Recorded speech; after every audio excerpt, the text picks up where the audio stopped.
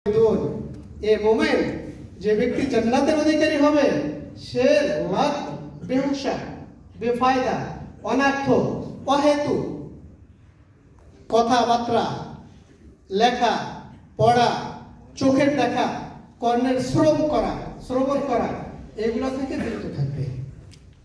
আমার কথা বুঝতেছি তো?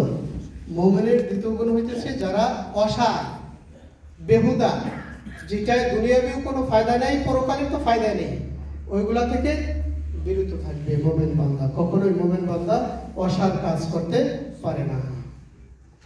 আমাদের এখন পানা চাইতে হবে এই ইলেকট্রিক যুগের বিষয়গুলো থেকে, আধুনিক যুগের থেকে।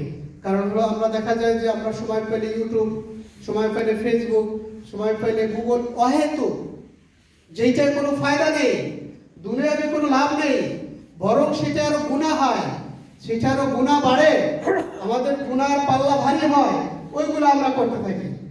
মুহতারাম হাজিরিন, আমরা সুযোগ পেলে মোবাইলের ভিতরে জিকরুল্লাহ আছে, কোরআন আছে না, কোরআন আছে না, তাফসির আছে না, কোরআনের মোবাইলের ভিতরে পাওয়া যায় না, গুগলে তাফসির আছে, অনেকের মুফাসসির কেরামদের তাকরীর আছে, অনেক বিভিন্ন কিতাবাত আছে, আমরা সেই কিতাবাতগুলো দেখতে পারি।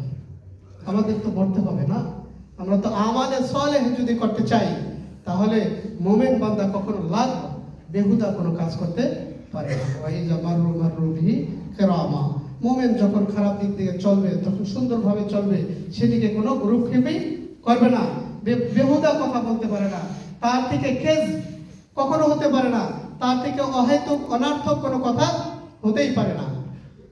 এই জন্য মুহতারাম হাজিরিন, মোমেন যদি হতে চাই, জান্নাতের অধিকারী যদি হতে চাই, তাহলে লাগব যে অসার যে বিষয়গুলো আছে ওইগুলা থেকে আমাদের বিরত থাকতে হবে। আল্লাহ সুবহানাহু ওয়া তাআলা আমাদের তৌফিক দান করুন।